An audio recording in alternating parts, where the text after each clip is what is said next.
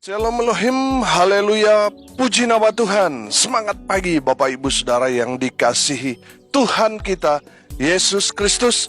Jumpa lagi bersama saya Pendeta Samuel Mabuntu dalam Renungan Pagi ke 1858 hari Renungan Pagi ini mengudara. Puji Tuhan. Bapak Ibu Saudara yang dikasihi Tuhan, sebelum kita mengawali segala aktivitas kita di pagi hari ini, mari kita buka hari ini bersama Tuhan dengan mendengarkan firman Tuhan. Sebelum kita membaca, mendengarkan, dan merenungkan firman Tuhan hari ini, mari kita berdoa, minta pimpinan Roh Kudus. Kita berdoa. Bapa di surga, berbicaralah kepada kami semua. Pakai firman Tuhan ini untuk menegur kami, menasihati kami, menguatkan kami, meneguhkan iman percaya kami, dan menuntun kami supaya kami terus berjalan di jalan Tuhan yang benar. Dan pakai firman Tuhan ini untuk memberkati kami semua. Di dalam nama Tuhan Yesus yang adalah firman Allah yang hidup, kami berdoa. Amin. Haleluya. Bapak Ibu Saudara yang dikasihi Tuhan, bersama dengan saya kita akan belajar Alkitab dari kitab Kejadian sampai kitab Wahyu. Mari buka Alkitab kita dalam kitab 1 Samuel pasal 13 ayat 1 sampai ayat 15. Di bawah perikop ketidaktaatan Saul waktu orang Filistin datang menyerang. Demikian firman Tuhan. Saul berumur sekian tahun ketika ia menjadi raja. 2 tahun ia memerintah atas Israel. Saul memilih 3.000 orang dari antara orang Israel. 2.000 orang ada bersama-sama dengan Saul di Mikmas dan di pegunungan Betel. Sedang 1.000 orang ada bersama-sama dengan Yonatan di Gibea, Benyamin.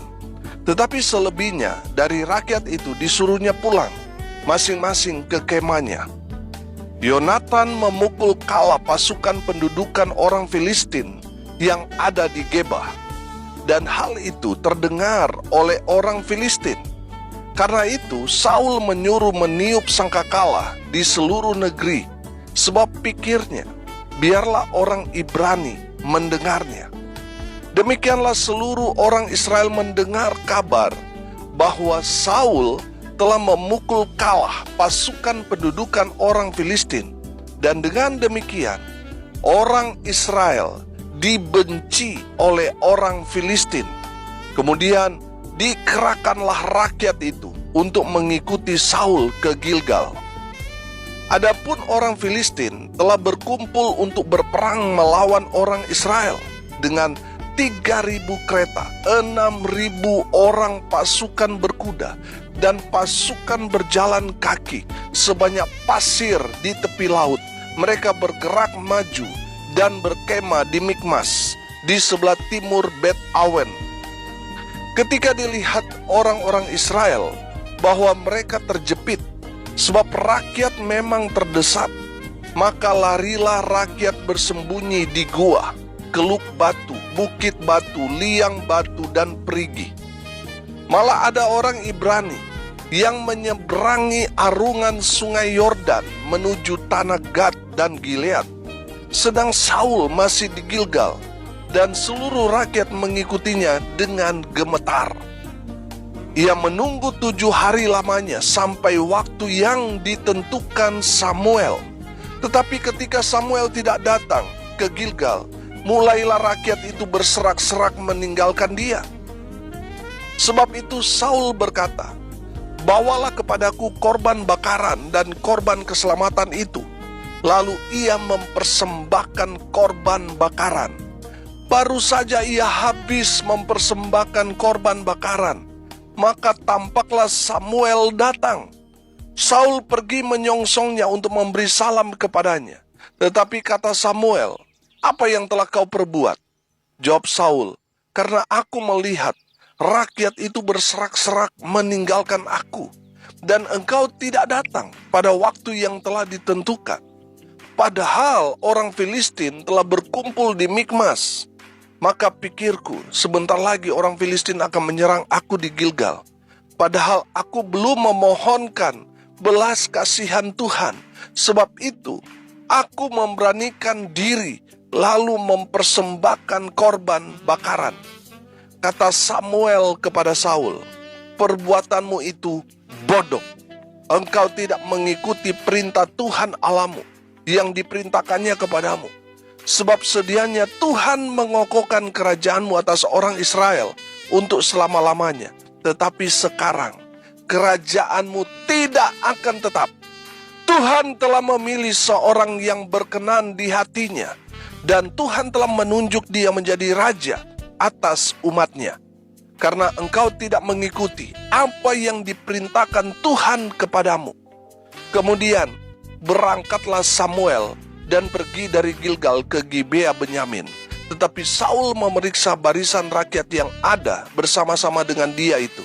Kira-kira 600 orang banyaknya. Amin.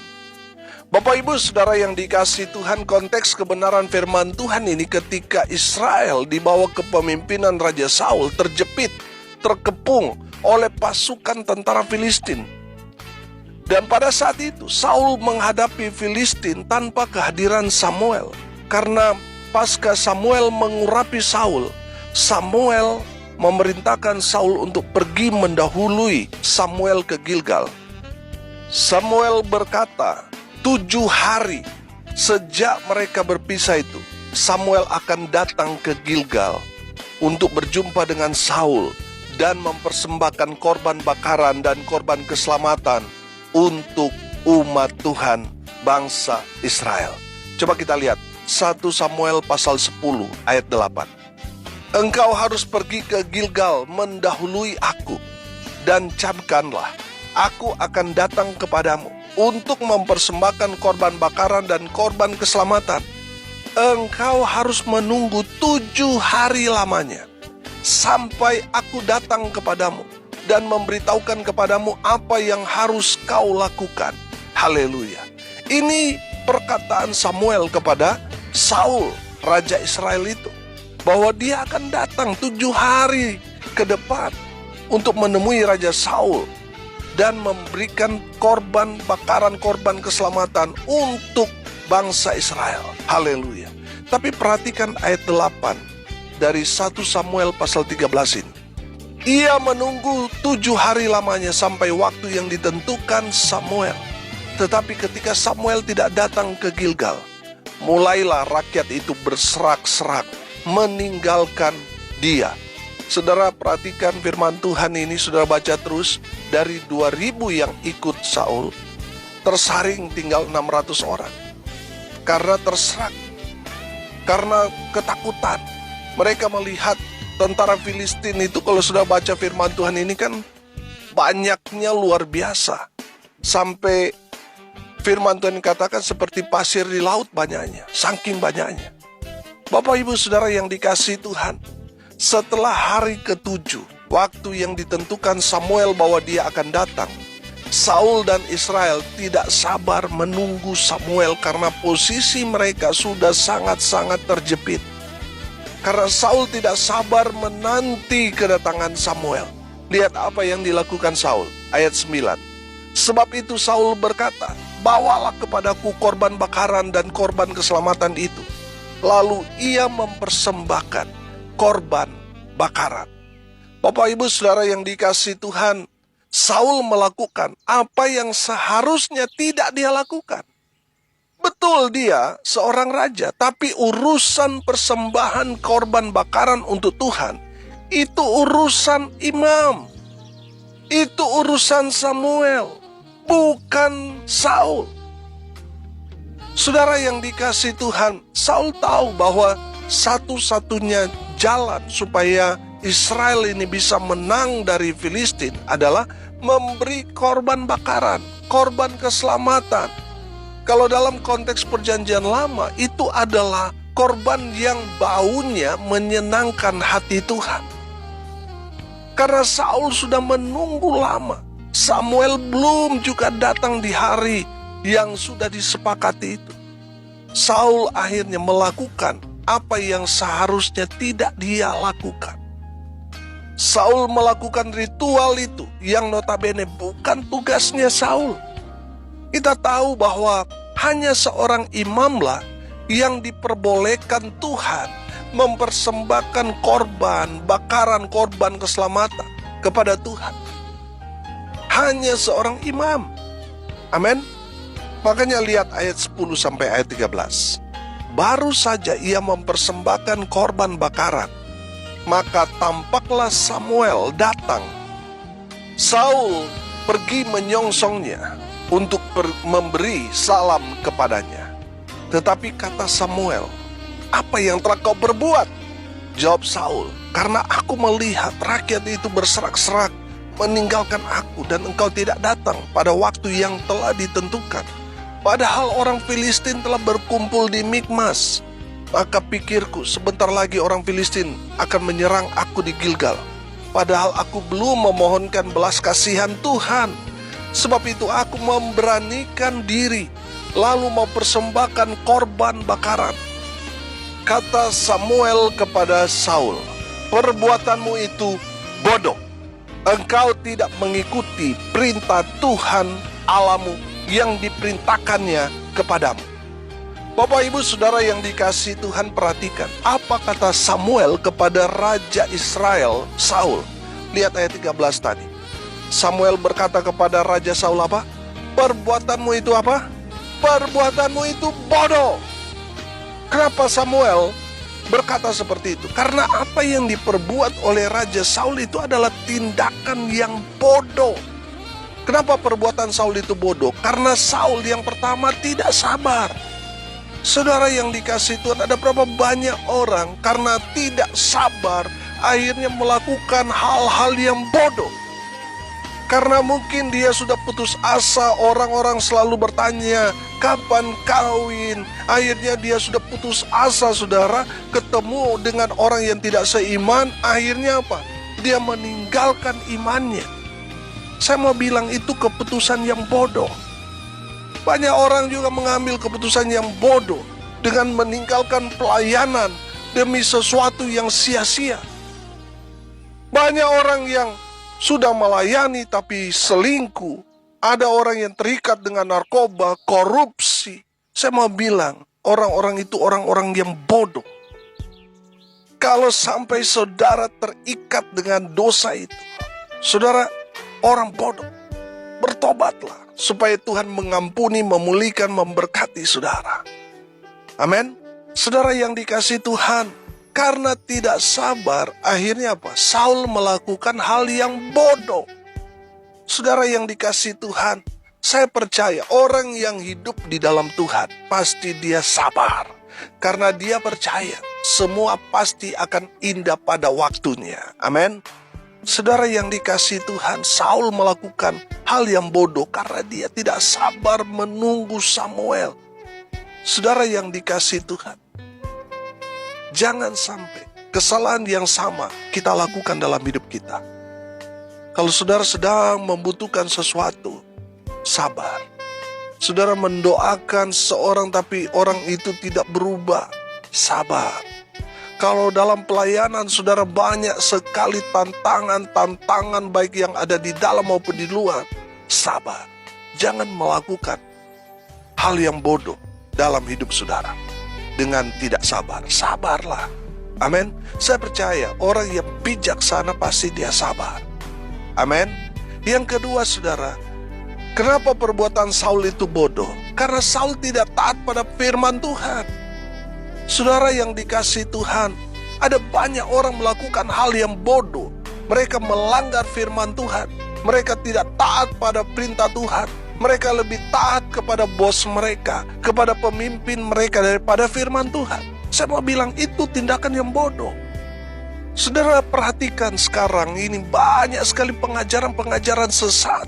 Banyak orang-orang bahkan tokoh-tokoh orang yang berpendidikan, yang populer, yang terkenal, tetapi ternyata mengajarkan kesesatan saudara. Saudara mereka ingin para pengikutnya untuk mengikuti apa yang dia katakan, bukan lagi mengikuti firman. Sehingga mereka mulai membelok-belokkan kebenaran. Demi apa? followers. Demi apa? Viewers, saudara. Demi apa? Pengikut-pengikut mereka. Karena di balik itu semua, mereka mendapat keuntungan yang besar. Saudara yang dikasihi Tuhan, saya mau bilang, mari kita mau taat pada firman Tuhan. Amin. Mari kita mau taat apa kata Tuhan. Kita mau kerjakan, kita mau lakukan itu. Ada hamba Tuhan yang berkata, oh, perpuluhan itu sudah tidak lagi berlaku. Saudara, itu kan tanggapan pendeta itu.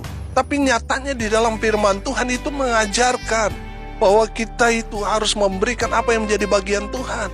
Tapi orang-orang sekarang lebih memilih untuk tidak melakukan firman Tuhan. Karena apa? Karena mereka mendengar hamba-hamba Tuhan yang sesat itu, yang mulai melencengkan firman Tuhan. Sehingga orang-orang yang mengikut dia tidak lagi melakukan firman Tuhan, tetapi melakukan apa yang dia katakan, yang bukan firman Tuhan. Saudara yang dikasihi Tuhan, saya mau bilang, orang yang tidak taat pada firman Tuhan, itu orang bodoh. Yang ketiga, dari Saul kita belajar. Kenapa perbuatan Saul itu bodoh? Karena Saul tidak tahu diri. Betul, dia seorang raja, seorang pemimpin bangsa Israel.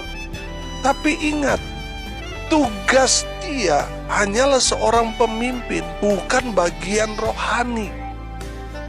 Bagian korban, mempersembahkan korban bakaran itu bagian imam. Itu bagian hamba Tuhan. Amin. Saudara yang dikasihi Tuhan, ada orang yang bukan pendeta tetapi memberkati pernikahan. Itu kan orang yang tidak tahu diri. Saudara, ada banyak orang yang melakukan yang sebenarnya bukan tugasnya dia, tetapi dia kerjakan, dia lakukan. Saudara, lihat, Saul ini kan mau menjadi pahlawan kesiangan. Tapi lihat, apa yang dia lakukan, itu tindakan yang bodoh. Bukan berarti saya mau katakan kepada saudara jangan mengambil inisiatif, jangan proaktif, bukan. Dalam hal ini, Saul melakukan hal yang keliru, karena itu bukan bagiannya dia. Saudara yang dikasihi Tuhan, mari kita mau tahu diri. Kapasitas kita siapa? Amin. Kita mau kerjakan apa saja yang memang menjadi bagian kita. Apa yang menjadi tugas kita, itu yang kita kerjakan. Amin. Saudara yang dikasihi Tuhan, mari kita belajar dari Saul. Karena kebodohannya dia, hanya 2 tahun menjabat jadi raja. Karena kebodohannya dia itu, akhirnya apa? Tuhan mencari orang yang berkenan di hadapan Tuhan. Saudara yang dikasihi Tuhan, hati-hati. Kadangkala kita nggak sabaran, saudara. Ternyata itu hal yang bodoh. Sabar. Kita percaya, kalau kita berjalan bersama Tuhan, semua yang Tuhan kerjakan dalam kehidupan kita, ada waktu Tuhan. Dan waktu Tuhan itu pasti indah pada waktunya. Amin. Belajar sabar. Yang kedua, mari kita mau belajar taat. Apa kata firman Tuhan? Kita taat saja. Amin. Kita lakukan saja dalam kehidupan kita. Dan yang ketiga, kita belajar, kita harus tahu diri. Siapa kita? Amin. Kita harus tahu diri. Apa yang sudah diberikan tugas kepada kita sebagai anak-anak Tuhan, sebagai hamba-hamba Tuhan, kerjakan itu sesuai dengan porsi saudara dan saya. Kami para hamba Tuhan, dalam tanda kutip suku Lewi, ya kita harus full time melayani Tuhan. Makanya saya sampai berhenti kerja. Tadinya saya melayani sambil bekerja, saudara, untuk menopang pelayanan. Tapi karena saya melihat jiwa-jiwa semakin memerlukan kehadiran saya, akhirnya saya memutuskan sudah, saya berhenti saja kerja. Saya percaya Tuhan pasti pelihara saya. Amin. Karena itu porsi saya sebagai hamba Tuhan, ya harus melayani umat. Umat Tuhan 11 suku itu harus bekerja. Tapi ingat, ada tugas, yaitu tetap beribadah kepada Tuhan. dan berikan apa yang menjadi bagian Tuhan, apa yang menjadi porsi atau bagian dari suku Lewi. Saudara yang dikasihi Tuhan, kita harus tahu diri. Sesibuk apapun kita, jangan lupa beribadah kepada Tuhan. Amin. Kita harus tahu diri. Saul jatuh dalam dosa sehingga dia tidak lagi dipakai Tuhan. Karena perbuatan bodoh dia tidak tahu diri. Saudara harus belajar dari Saul, harus tahu diri. Amin. Mari kita berdoa. Terima kasih Bapa di surga atas kebenaran firman yang sangat memberkati kami. Berkati semua pendengar dimanapun mereka berada. Tuhan memberkati hidup mereka. Tuhan memberkati rumah tangga mereka. Tuhan memberkati usaha pekerjaan pelayanan mereka. Tuhan buat mereka beruntung dan berhasil dalam segala hal. Mereka yang sakit Tuhan sembuhkan. Mereka yang lemah Tuhan kuatkan. Tuhan hibur mereka yang saat ini sedang berduka cita. Tuhan memberkati mereka yang hari ini berulang tahun dengan umur panjang. Tuhan memberkati, biarlah mereka terus mengalami Tuhan dalam kehidupan mereka. Dan hamba berdoa, biarlah berkat Tuhan terus tercurah dalam kehidupan semua pendengar. Bapak Ibu Saudara yang dikasihi Tuhan, arahkanlah hatimu dan terimalah berkat dari Tuhan Yesus. Tuhan memberkati engkau dan melindungi engkau. Tuhan menyinari engkau dengan wajah-Nya dan memberi engkau kasih karunia. Tuhan menghadapkan wajah-Nya kepadamu dan memberi engkau damai sejahtera. Di dalam nama Tuhan Yesus, sumber segala berkat. Bapak Ibu Saudara yang percaya diberkati Tuhan, katakan amin. Puji Tuhan. Bapak Ibu Saudara yang diberkati Tuhan, kalau saudara merasa diberkati melalui renungan pagi, bagikan juga kepada saudara-saudara yang lain agar mereka juga diberkati. Karena untuk itulah kita dipanggil untuk jadi berkat. Salam kasih dari Bali. Saya Pendeta Samuel Mawuntu. Sampai jumpa besok pagi. Tuhan Yesus memberkati kita semua. Haleluya.